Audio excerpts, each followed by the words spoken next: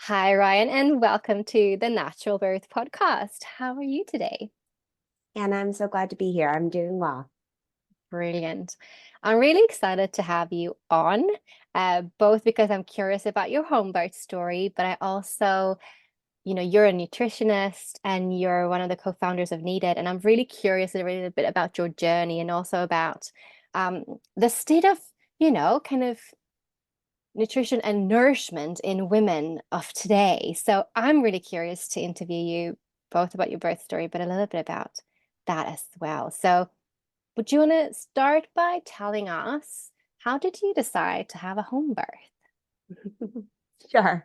I will start there. And truthfully, maybe there was a seed planted when I was really little. I grew up in Los Angeles, suburbs of Los Angeles, but in a I don't know, pretty conservative family, I would say in a lot of ways. But I had a preschool assistant teacher when I was in preschool that had a home birth. And I have a strong childhood memory of hearing about it and just feeling like that made so much sense to me. That trust in, the body knowing what it needed. You didn't need medical interventions. And somehow an early seed was planted. I would say, maybe I moved away from that seed for a period of time. But when I started thinking seriously about becoming a mother and planning to become a mother, there was no doubt in my mind that I wanted anything other than a home birth. And a little bit of the work was then convincing my husband, my partner, that that was going to be the plan. So we actually interviewed a number of midwives before we even started trying, because it was one of those like, I need him on board. We need our person, our care provider, confirmed before the baby even comes into that world, as sort of this path is so sure that we need to get it sorted. So Wow. I think that yeah, we'd interviewed maybe four or so midwives even before trying to conceive. That's amazing. I've had a few women like you on like just so damn organized that like you already know the kind of birth you want and you go on out and you find a midwife before you become pregnant. I mean, I love that. I think that is amazing. Yeah. It's Um, funny. I'm organized maybe in certain ways, and then I live in chaos in other ways. So, but there's certain things I can be very clear on and just go for it for sure. yeah, that's so brilliant. I love that. And then how did you go about conceiving? I'm guessing it's very conscious then. Did you have what kind of conscious conception did you have? What did that look like for you?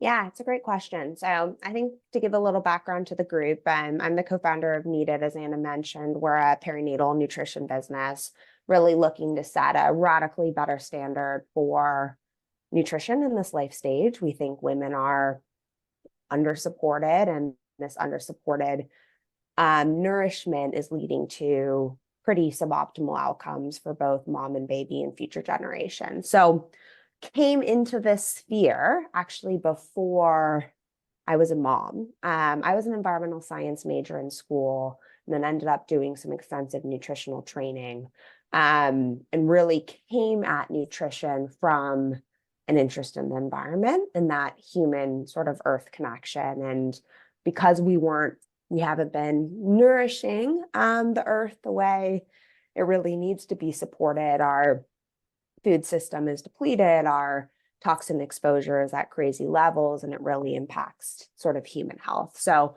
I got really interested in that connection, and really viewing human health as a entry point whereby people can start to care more about environmental issues, and in some ways got drawn into the perinatal life stage because I think it's where that connection can be most obvious and poignant, Mm. and people are also willing to listen, so you can tell a bigger Mm. story. So anyways, a little bit of just like background there, but started the journey in building Needed and setting this new standard well before I was a mom, but increasing my learning around really what does radically better, what does optimal perinatal health look like. And I was lucky to be working on formulating our products, working with a team of experts, and planning for my own birth. And so my preconception journey was long. One piece of it was finding the right care provider in the midwife, but also I got salmonella in college, and I think I had some residual gut issues from that I was a general healthy person that was able to manage, but never fully took the time to get completely under control. And I think as part of designing our pre and probiotic, just learned how important that maternal microbiome is in seeding at kids. Mm. So a big part of my preconception journey actually was rebuilding my gut. I did a kind of a protocol where I completely wiped out my existing microbiome and then slowly rebuilt it. So anyways, it was a little bit of an Wow. extended and crazy kind of preconception journey, but I think for me, I got some of the big, blockages out of the way. I think getting pregnant, my core belief is it's very energetic. And Mm. for me, I think the two biggest things were, one, I think that my husband and I being aligned on sort of the birth plans and plans thereafter. And then my feeling like my body was in that physically sort of optimal place to conceive. So I Mm. would say, in some ways we were trying to conceive for maybe 3 years as I was actively preparing my body. But we were Yeah. lucky that when it actually came to officially trying, we got pregnant on the first go. Amazing. But Yeah. I love what you're sharing. I think it's so important because, and I say this too, our soils are depleted. Our world today is so toxic, crazy toxic, right? One of the biggest things when I work with women and families who want to conceive and we look at their, fertility and optimizing it and, going through this conscious conception journey, we talk about, nutrition, but also detoxing like your house, your life. Like, what are you using on all levels, right?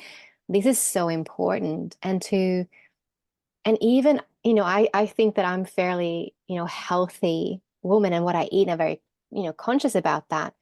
But I also know that just because of where, how I like the world we live in, it's going to be hard to optimize my nutrition just from And that was a food. lot of the original insights exactly for Needed. I think Yeah. myself and my co-founder Julie were surprised at both being trained nutritionists, spending a lot of care and attention into what we ate. I spent a lot of time, ordering meats direct from certain farms and shopping at the farmers market and um, preparing things in the way that you can optimize bioavailability. And then when we started doing some more extensive nutritional testing, realized that we had very significant deficiencies across a range of nutrients that would have, Mm. um, set us up for being extraordinarily depleted throughout a pregnancy process. And we're just sort of like, okay, if our panels look like this, what does it mean for others that aren't putting as much kind of care and attention? And that was really what spurred Needed, that a standard prenatal isn't getting anywhere close to supporting women the way that it should. Yeah, absolutely. One of the most obvious things is when you look at the generic ones having folate or folic acid instead of folate, like that's the biggest key. Like if anyone's listening and you're looking at your prenatal, if it's folic acid instead of folate, it's not the optimal product for you. And I mean, there's so much more we could talk about in that, right? But that's so obvious and it's so easy to see on all the generic ones. And so I'm really interested in this too, and I'm like super grateful and excited that you are my sponsor for this podcast. I love your products. I use them myself, and for me, I haven't found another one that I actually could stand by. Truly, truly, like that is honestly what it's true. There's so few out there that hold the standard that you do, and most of them are just expensive pay. They truly Yeah. are, I so. appreciate you, saying that. And I think we do feel that we're doing something pretty dramatically different from what the standard has been, and are learning how to better communicate that to those that aren't as extensively trained in what to look for. As you know, it's complicated to know folic acid versus methylfolate that's getting Yeah, into, biochemistry. And it's unfortunate that this, advice and information isn't readily accessible. And it's such a absolutely. burden on women to um, do research, basically. And the thing is, doctors and midwives say to women, especially if they know they're trying to conceive, they go like, "Oh, are you taking your folic acid?" That is what they're saying. So that's what you're looking for in your prenatal. And it's like, but Mhm. no, it's wrong, So, anyways, I could go on a tangent about this. We're not going to do that. It's not about this. We're going to go into your birth story. But yeah, I'm so excited to hear from you about all of this. So, you obviously then became pregnant really easily when you finally tried, and you knew already you were going to have a home birth. Is there something special from your pregnancy that you want to share about leading up to your birth?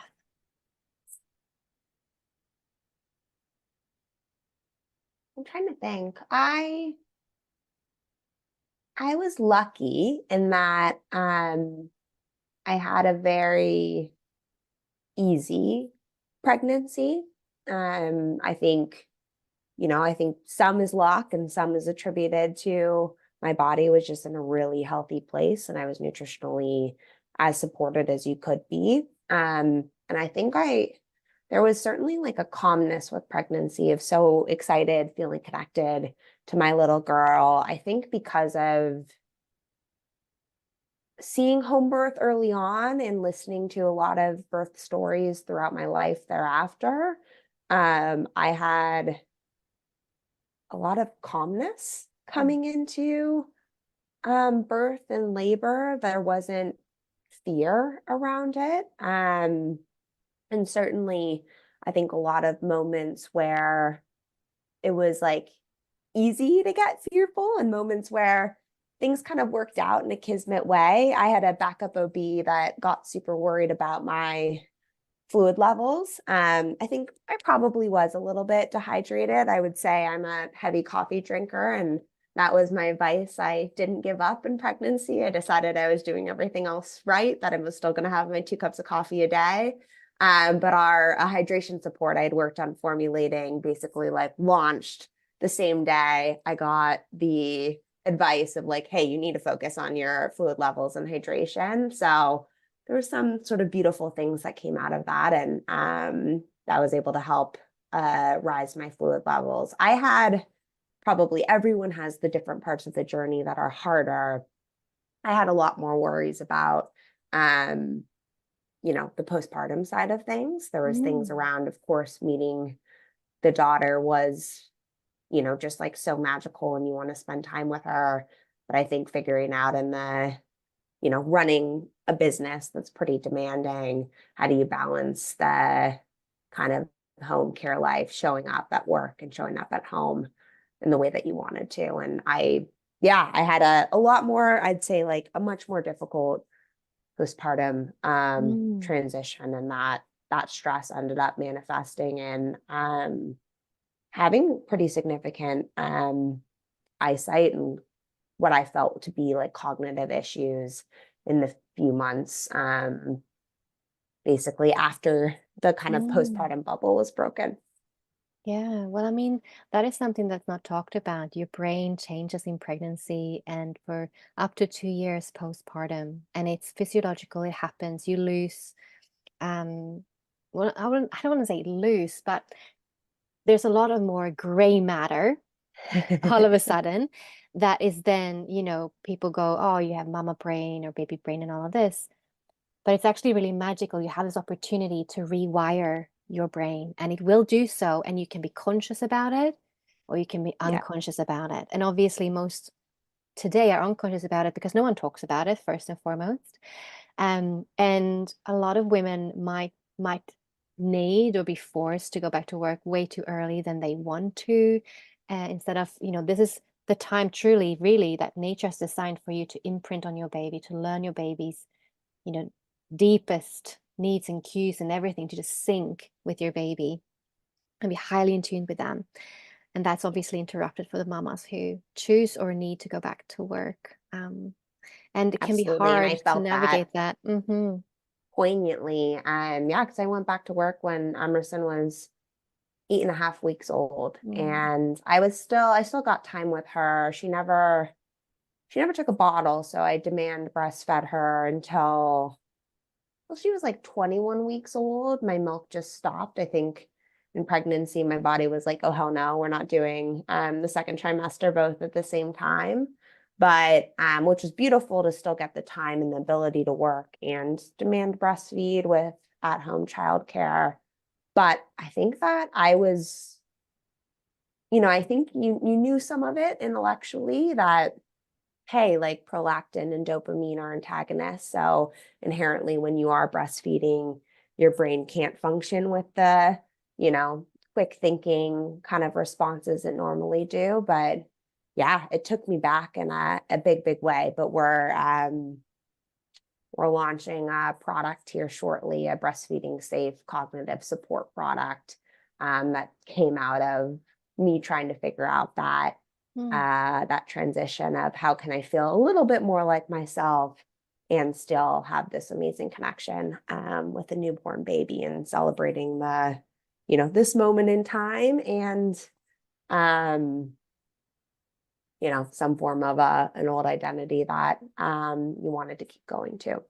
Yeah, and I guess that's the big thing the first time around you become a mother, the maiden to mother rite of passage, that you have to let go of the maiden, and that maiden who could work maybe 10 hours a day or whatever and had all this energy and focus on manifesting her dream in work life, but then to navigate actually embodying the mother and being that flexible mother who now has a child that wants to have you up all day, all night, and demands your presence. Yeah. So let's dive on into your birth story then. We know you have your midwife lined up and you're about to go into labor. What happens? Do you have any like early signs of labor approaching for you? And what week were you when you went into labor? Yeah, so I worked up to my due date. So I worked right up to 40 weeks. And I would say in that week following, I was not in a hurry for Emerson to come.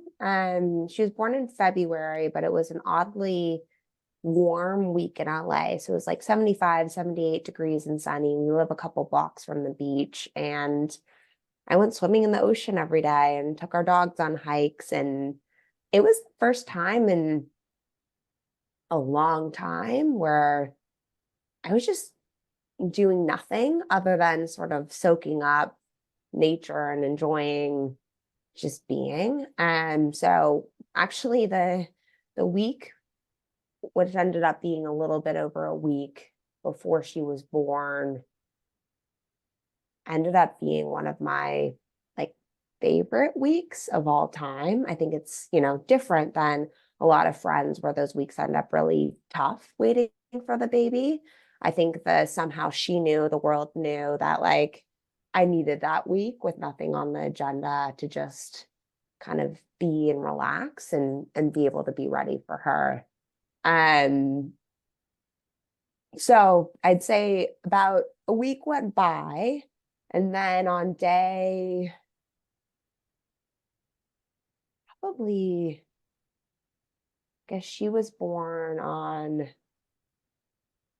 41 days, 41 in a day, probably at 40 and 6 days, I lost my mucus plug overnight. So it was this transition of like, oh, is labor starting? Is she coming? Is it finally time? I think I'm now ready for her. I had these 6 days of, relaxation. And I think that was the first morning that I woke up like sad she wasn't here yet. And I think it was really like, okay, I had my week, I'm ready for her. And it's showing my body's sort of signs of being ready. Went in, I guess, that day to meet with both my midwife and backup OB at the 41-week mark to have a check-in. Basically, she passed with the backup OB the stress test, but he sort of felt like um my fluid levels were still too low and got super concerned. My midwife ultimately wasn't that concerned, but I think Yeah. it got my husband worried because the OB said, if you were my patient, I'd be meeting you in the hospital right now. Oh God. I just want everyone to hear this because there is no evidence. I just want everyone to hear there's no evidence around low fluid levels and any danger to your baby. And I want to say that the fluid levels changes throughout the day. So it could be one Yeah. number when you're there, and then in 2 hours when you've had a liter of water, then all of a sudden that changes because you know what the fluid is? It's baby pee. So it's just this drives me up the wall. There's absolutely no evidence. Urgh. And people are getting induced for this left, right, and center. I've worked with clients who have Yeah. been, And the scared. ultrasounds aren't necessarily that Oh, accurate at measuring the fluid no, levels too. no. So Oh, goodness me. So anyone yeah. who ever gets that, like, if you need advice, come to me or just seek out someone who can tell you the truth, please. Yeah, I appreciate that. And, I think my husband doesn't have as much information. That certainly made him nervous. We were able to, the good news is that one of the beautiful things that I really appreciate about my pregnancy is that my midwife and my backup OB have a very beautiful relationship. There actually is a lot of mutual respect, and he will, I guess I would say my midwife was a little bit concerned about my fluid levels, as I'd mentioned earlier in the pregnancy. And she was the one that was like, hey, why don't you just go see Dr. Chin to double check this? And who knows? The ultrasound said they were low, and that's when our hydration support came out. And truthfully, at that point, they probably were low because, again, I was drinking probably too much coffee and not hydrating enough. But anyway, at this point in time, we all got on the phone, had a conversation. I think there's a lot of advice with, asking a doctor around like, hey, can I take 48 hours? Can I take 24 hours? And then you can see, is this something that's like a preference, or they really think it's like no, I want to do something right now. And so we were just, Dr. Chen ended up being like, oh yeah, no problem, take 24 hours. And that got my husband kind of calmed down and settled. But we decided we would try and speed things along. So after that, ended up going into, acupuncture, which I'd been doing regularly, and then taking castor oil. And castor oil ended up working, well for me. I think it doesn't work for everyone. I sort of think your body has to be already in a place where it's just about ready to go. And because I'd lost my mucus plug the night before, I felt that there were signs of, and I had some slight dilation of her just feeling like the timing was okay. So I Yeah. did take castor oil. And that got me into labor. And I think I ended up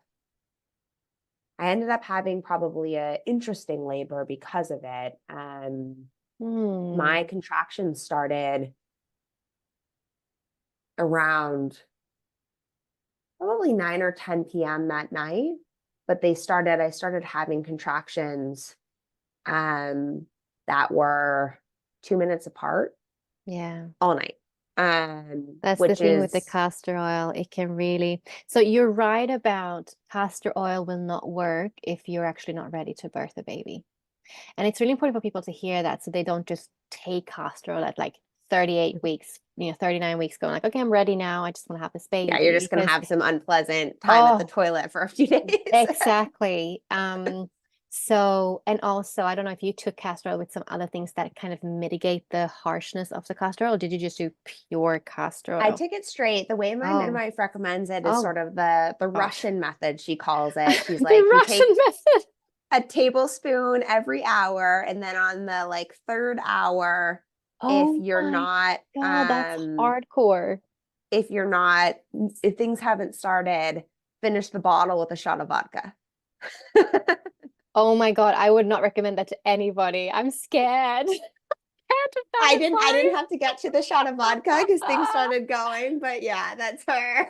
Oh my God. For anyone listening, you can Google something called the midwife's brew. It's a nicer version, much less castor oil, and there's together with like almond flour and other things that mitigate some of that laxative effect. Oh my God, then I can definitely understand that you had like really powerful contractions like from the get-go. So for anyone listening to, it is a gamble. I mean, you could call it Russian roulette as well, can't you? If we continue with the Russian theme here, that yes, it can kick you into labor. It can be a really intense labor because of it, and obviously we're going to hear your story soon. And it can also mean that you have false labor for like 24 hours and you actually don't go into proper labor. It just gives you that kind of diarrhea, contractions, and it actually doesn't do what you want it to do. So it is a Russian roulette. And also, you should definitely not do it before like 41 weeks, preferably closer to 42. If you're facing really, needing to transfer from your care at home or like something like that, right? You shouldn't just use it willy-nilly, knowing that it does have side effects that you might not want. Yeah. Yeah. And I don't know, who knows for the side effects. I mean, both there's certainly the unpleasantness and the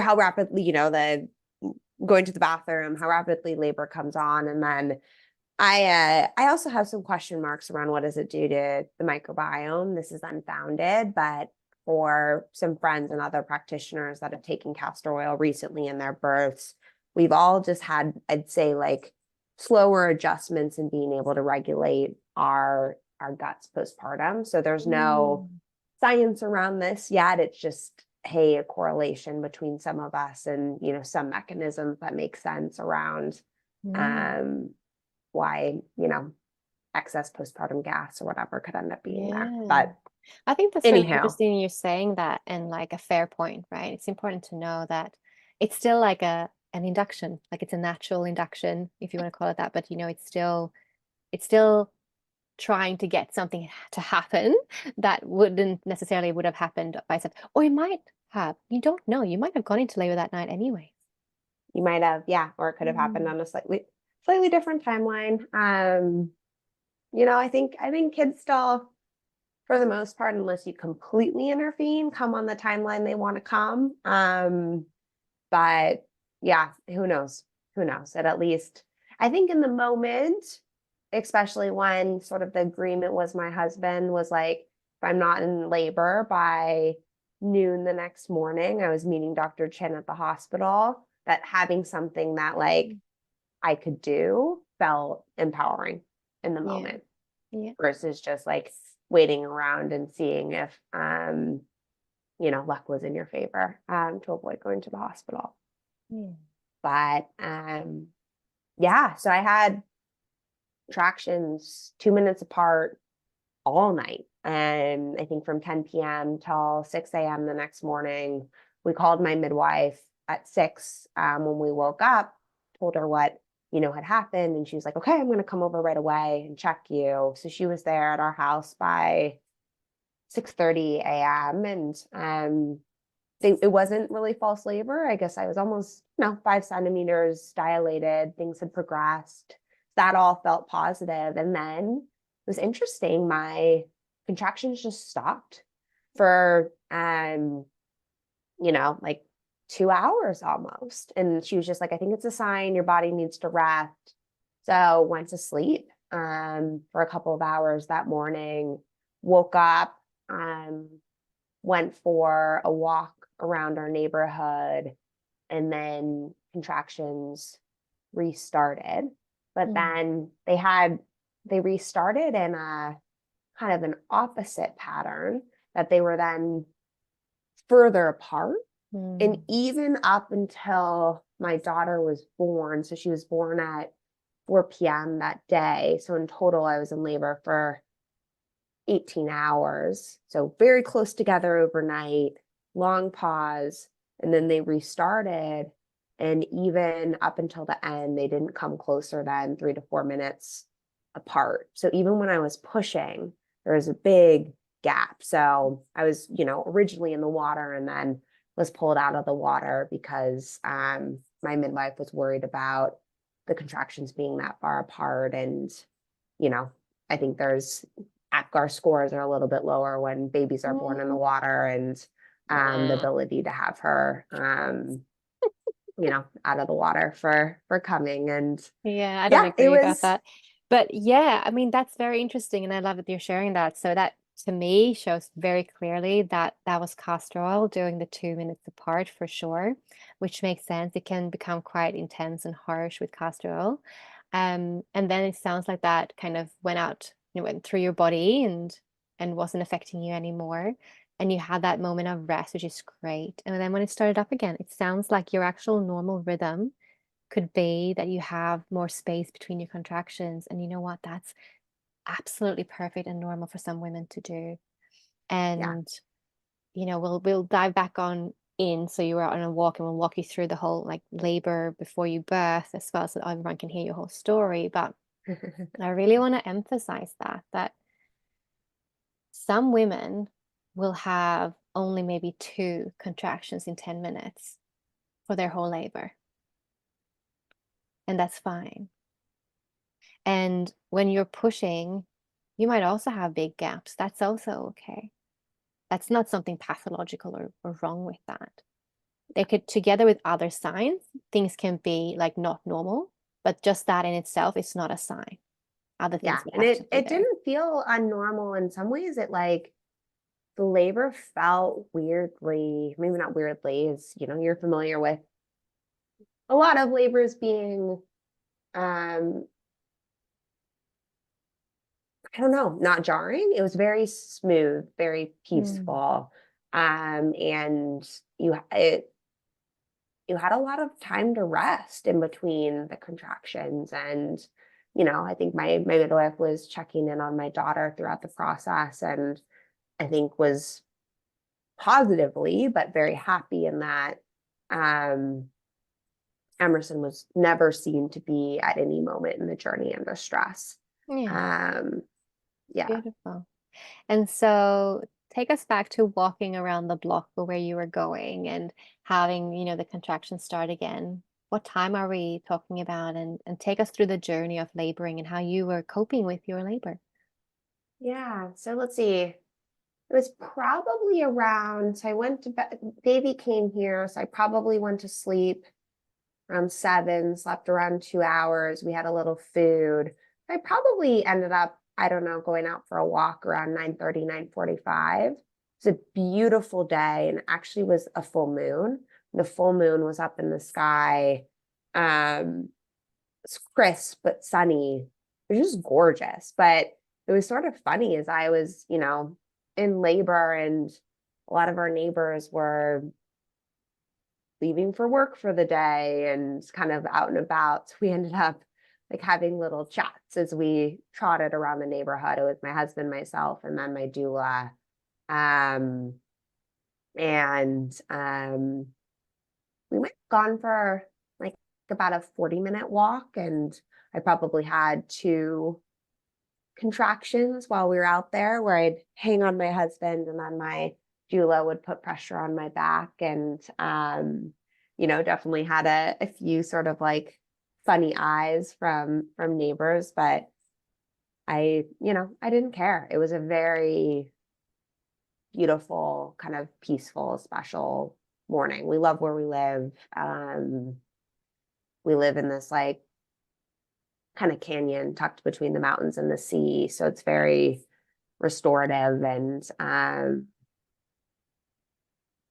yeah, I have just a lot of, I think, blissful memories from that walk.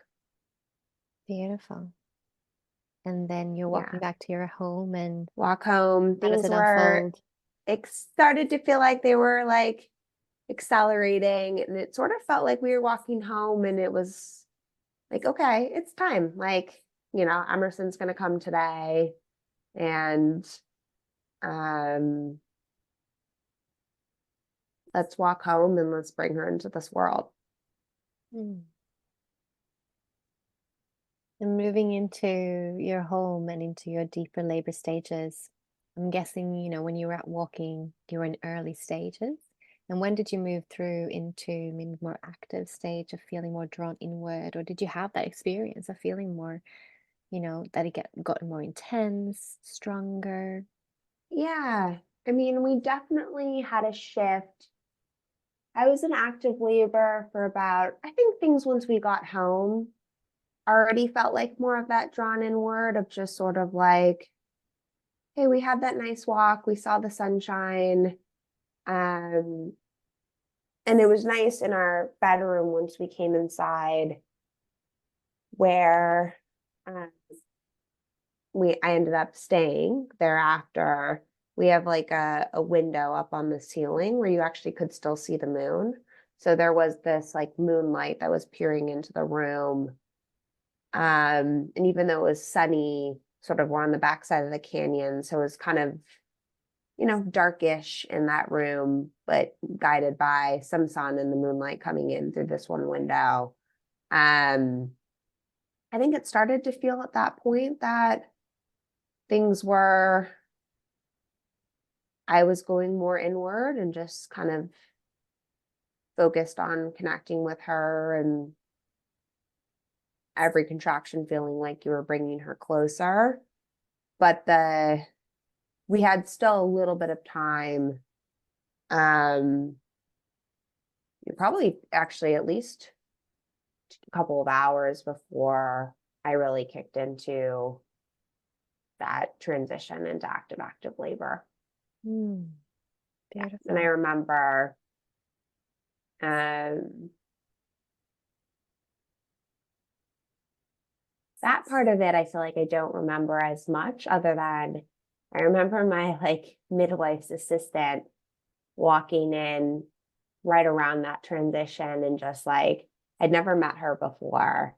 Um, and she was just this light and this immediate energy that I connected with of like, I don't know, having Amy here now is so special. And she's actually gonna be my doula left LA and Amy's gonna be my doula for this this next birth. But it's funny how in a moment where things were otherwise kind of like blurring together and sort of you were in your own place, I remember her walking in as one of the, I don't know, strongest memories during my labor, but strongly positive of just like, oh, this is such nice energy to Mm, suddenly be in our home. beautiful. I And love that that was your reaction. yeah, yeah. And there's just some people that have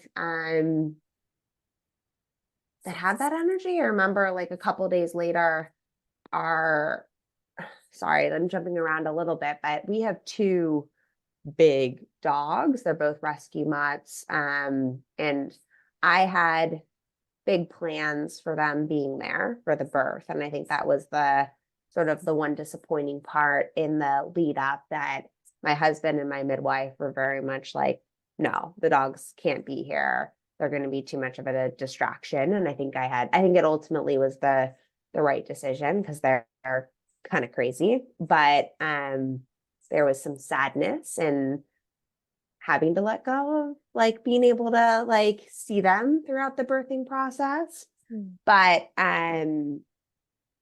our big guy who's like, over 100 pounds, looks like a Rottweiler, is very skeptical of new people coming into his home. But Amy just has this energy of like, she forgot the protocol one day of like, if she's meeting Lincoln for the first time, Dave should take him outside for her to say hi. And she just walked into our house and he just like, he didn't care because like somehow he just knew that, her energy was good and she was meant to be there. And there's not many people who that would be the case with. How beautiful, and how beautiful that you're going to have the same team for your birth this time.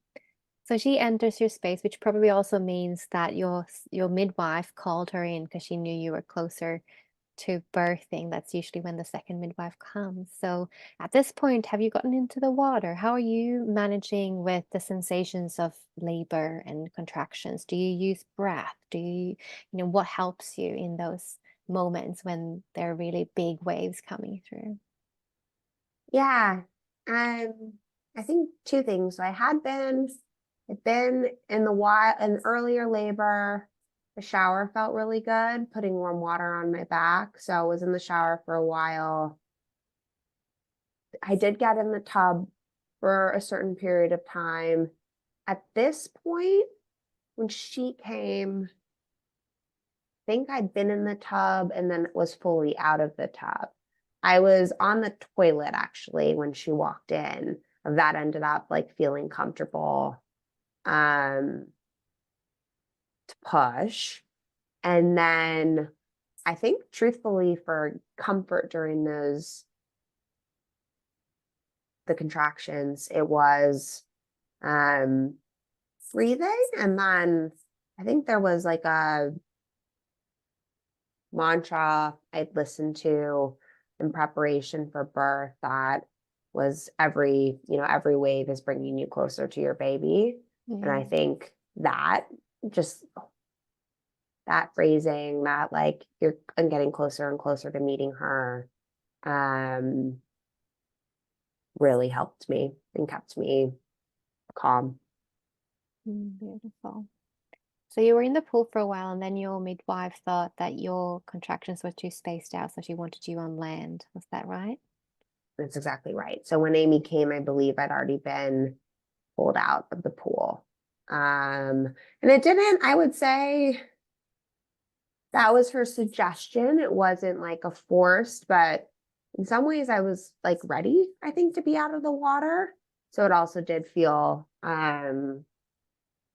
it felt good to come out. And so I spent a little bit of time in the bathroom and then um otherwise I think was just moving around our bedroom in different positions and ultimately landed up on in bed for when Emerson was born.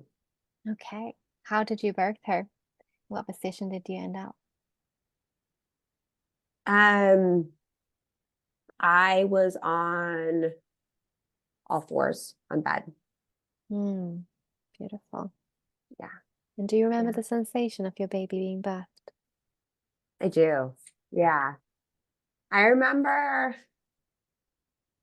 There's funny. I remember this sort of feeling of like, oh, her head's out. Do you want to like feel it?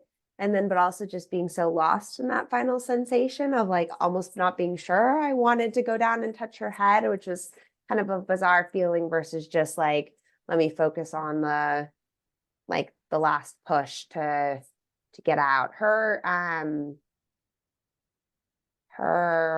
sac didn't break until like the contraction before she was born. Hmm. Beautiful. So yeah, it in some ways is sort of like it would have been neat to see her fully born in sac, Mm. but it was meant to break sooner. Yeah, it's very rare for the sac to fully hold all the way through. Usually after the head is born, like the head might be in the sac and you can see all the waters and everything. And then when the shoulders come through, that's usually when it breaks. Like Yeah, super duper rare for it to be like the baby's fully in caul and like it's not broken at all. Super duper extremely rare. More, I would say maybe more so that that happens um in home births, but specifically maybe in water births. But it's like still usually in the water they break too. It's very, very rare that you actually have a baby that's in fully in caul. How gorgeous. And so you're on all fours and your baby, she being passed through your legs. What happens when your baby's born? she's born. My husband catches her, and then they immediately bring her to me, to my chest, and yeah, I just remember. Well, I remember her like crying out a little bit, which was reassuring, and then I don't know, just looking at her and just I don't know, waves of just like love and power in some ways that sort of you maybe feel your most magnificent, most powerful in those moments of like, wow, like we just brought this little human into the world. Yeah, it's pretty epic. And did you end up birthing your placenta on the bed as well? I stood up maybe like stayed with Emerson for, I don't know, 10 minutes or so. And then I stood up to birth the placenta.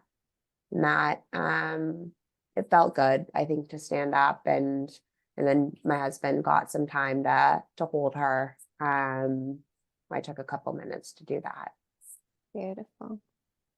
Yeah. And if you had a first-time mama in front of you right now who's about to have her first baby, and she really wants to have a natural and empowering birth experience, what advice and pearls of wisdoms would you give to her?